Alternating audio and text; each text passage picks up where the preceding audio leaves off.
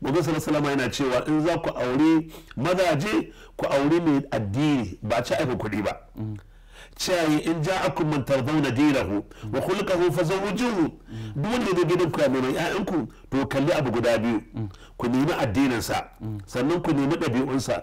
Shi sanya da Sirin baban Ibn Sirin ya je gidan Abubakar Siddiq yana neman yarinyarsa mai suna Safiya, ba ɗiye ta ciki ba ce, a'a bai washe ce. Tambayar farko bincike ya yi waye san shi, aka ce ba wanda ya san Sirin kamar Anas dan Malik, domin shi ne bawansa ne yan tashi.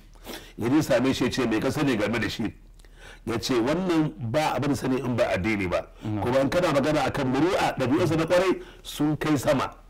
Wannan ya sanya aka ba shi yarinya kuma aka yi mata lefe kyakkyawa, aka haɗa ta aka yi mata kwalliya. Wa'inda suka yi mata wannan kwalliyar matan annabi ne sallallahu alaihi wasallam.